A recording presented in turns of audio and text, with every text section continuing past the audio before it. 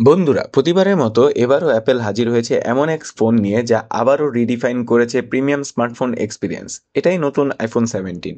এই ফোনটা মূলত তাদের জন্য যারা চান পারফরম্যান্স, ক্যামেরা আর ডিজাইন তিনটিতেই পারফেক্ট ব্যালেন্স। ভেতরে আছে অ্যাপেলের নতুন A19 চিপ, যেটা লাইটনিং ফাস্ট, পাওয়ার এফিশিয়েন্ট আর ভবিষ্যতের জন্য একদম ফিউচার প্রুফ। ডিসপ্লে আগের চেয়েও আরও vibrant, 6.3 inch super retina XDR OLED, 120 hertz refresh rate আর 3000 নিটস ব্রাইটনেস, মানে যে কোনো আলোতে স্ক্রিন একদম ক্লিয়ার। ডিজাইনের দিক থেকে এটি ক্লাসি আর durable. Ceramic shield, two glass protection আর অ্যালুমিনিয়াম ফ্রেম একে করেছে আরও শক্ত আর প্রিমিয়াম।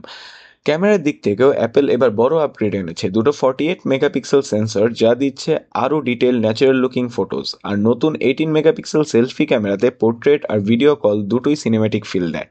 ব্যাটারি লাইফও উন্নত হয়েছে, একদিনের বেশি চলে আর ফাস্ট চার্জিং সাপোর্ট দেয়। iOS 26 এর সাথে এসেছে অ্যাপেল ইন্টেলিজেন্স, যা ফোনটাকে শুধু স্মার্ট না বরং আরও পার্সোনাল করে তোলে।